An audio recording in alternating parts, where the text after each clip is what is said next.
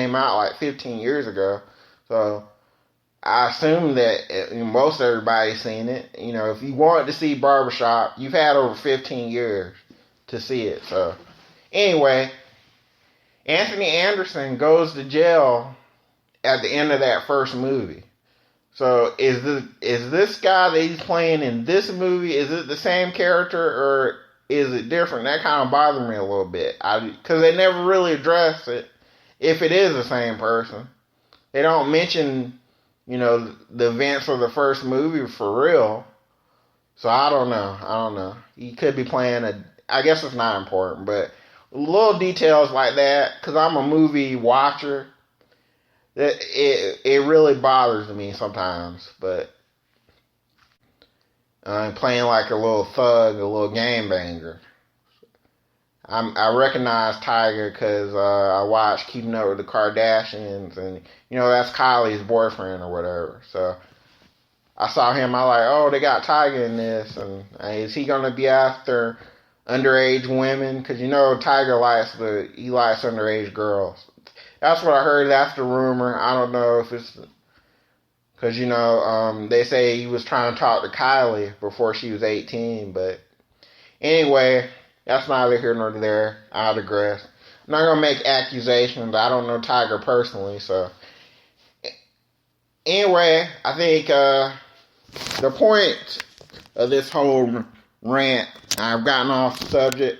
Go see this movie. I think you'll really enjoy it. It's a good date movie. I went with another person. It wasn't a date per se. It was kind of a date, but we go to the movies all the time. But this would be a pretty good movie to take a female or a male, if you're a guy and you like another guy, or whatever, or a woman and you like another woman. Whatever it is that you like, this is a good movie to go see. Talk about. And that is Intergender wrestling.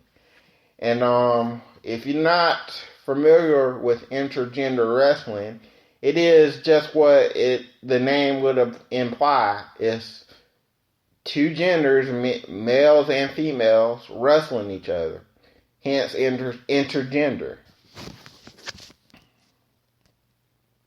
Friend Samuel, he posted a clip of a Japanese wrestling where a female was wrestling a male.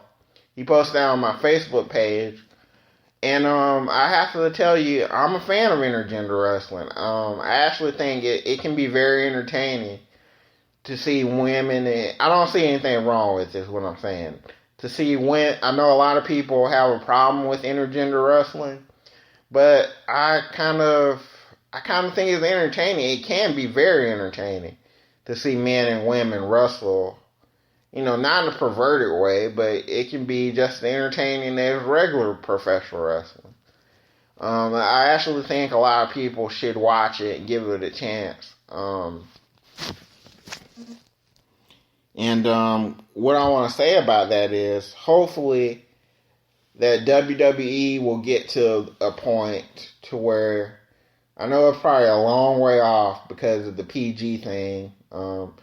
They've gotten to where now on WWE television, they won't even have a man and a woman. They don't even have males and females interact as far as like touching each other, because that's just how it is. WWE is a publicly traded company now, and then they're PG and they have sponsors and everything. They don't even like to promote that. One thing that they did that was kind of surprising is at WrestleMania when Roman Reigns speared Stephanie.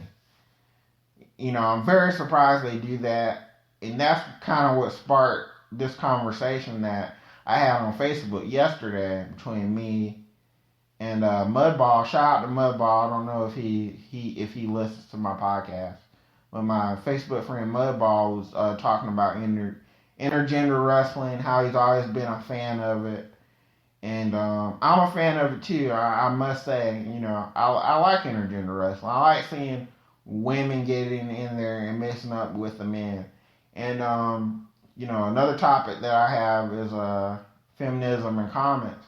And I hate to say this, but I don't hate to say this. I'm proud to say this. I'm a feminist, even though I'm a male. I'm very I think women should be able to do anything that men do, and I'm not sexist in any way. So even though I was just talking about, I went on for about Nicki Minaj's booty a few minutes ago. I'm not really a sexist person, but I think women should be able to physically interact with men in wrestling. Because wrestling's entertainment, wrestling's a show. It's not like that they would really be, like the men would really be trying to hurt the women. It's entertainment. So why? And I think anybody that gets offended by intergender wrestling is way too sensitive. And that's an episode for another time. But I think that's a lot of what's wrong with the world today is people are way too sensitive, and they get offended by everything. And it is in a lot of other places. So yeah.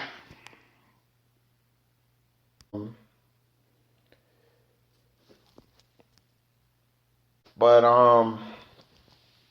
the last thing I want to talk about is feminism and comments. Another topic that I was discussing on Facebook yesterday, or not discussing, but somebody had posted something. My friend Emily Spicer, shout out to Emily. What's up, Magic? That's what I call her, Magic.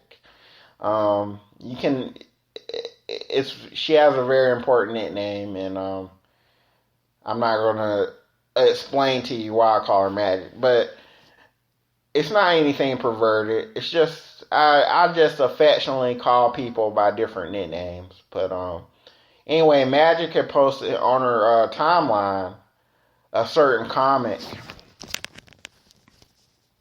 very important comic book called Gotham City Sirens. Very popular book. Book 1, I think, is the one she posted. And while I'm very impressed, Emily, first of all, that you have actually had this book or read this book, that's one of the greatest comics, I think, out right now. So you should probably go check that out at your local Barnes and Noble or Second City or what your local comic book store.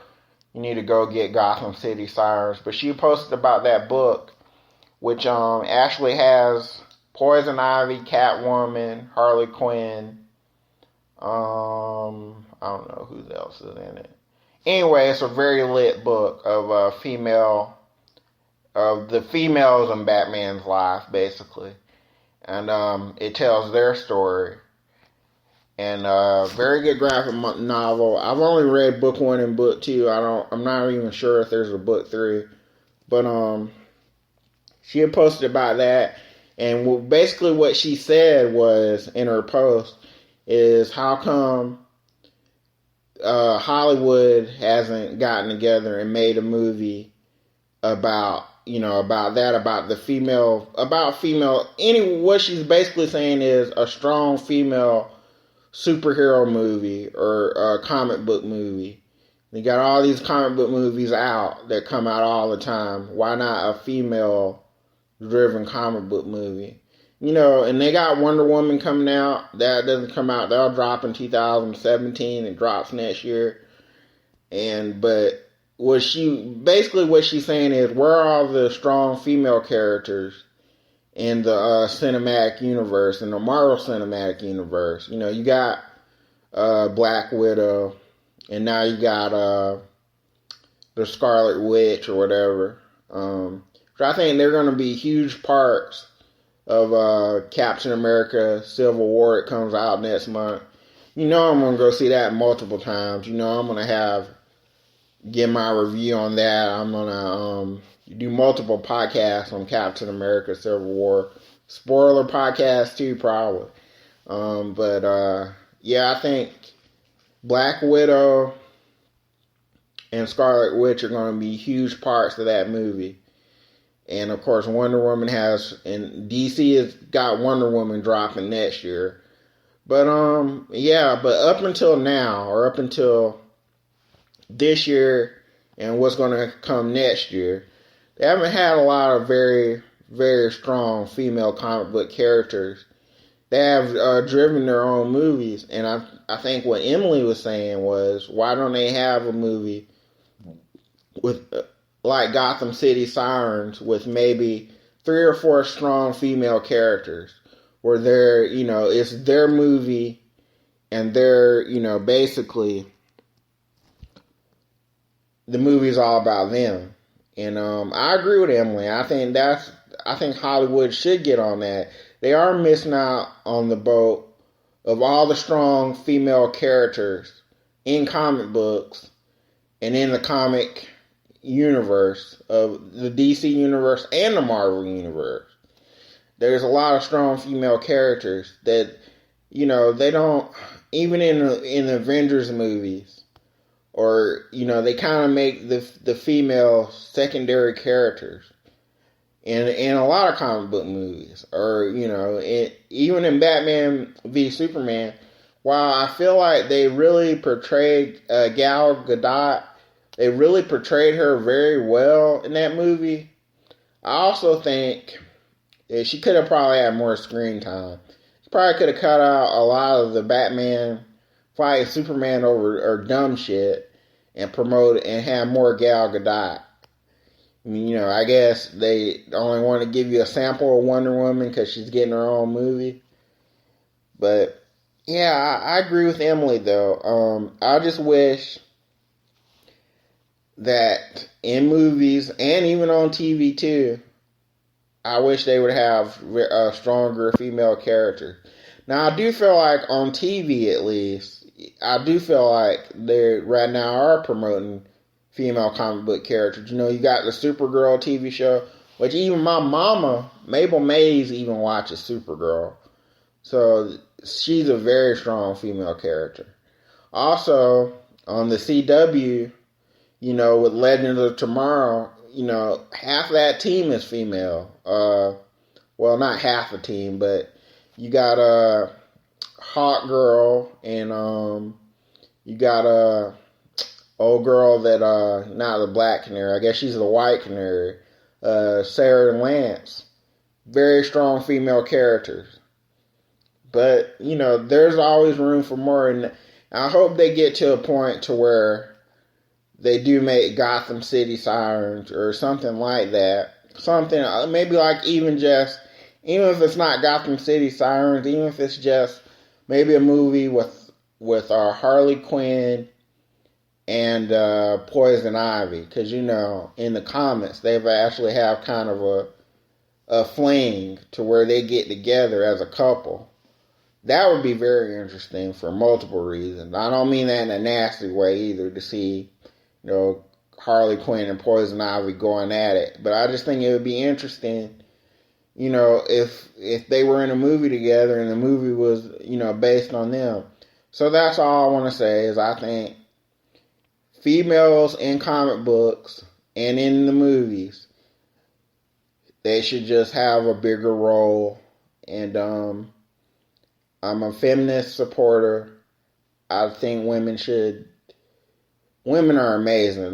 Women are just amazing creatures, especially comic book women. This has been my show, episode 16, Barbershop, Intergender Wrestling, and Feminism in Comics. So thank you for listening. Like I said, please go follow me on Spreaker. Let me know if you want to be on the show. By the way, Frank D. Wilson, he asked me this yesterday if he could be on the show. Dude, if you're serious, I know me and you, we have a lot of the same things in common. We both love Superman. We both love wrestling.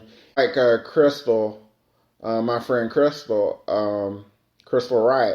You have an open invitation, sir, to come on. You can do it with me. I would love to have guests on my show. Like I said, I got 2. And that's it. Thank you for listening.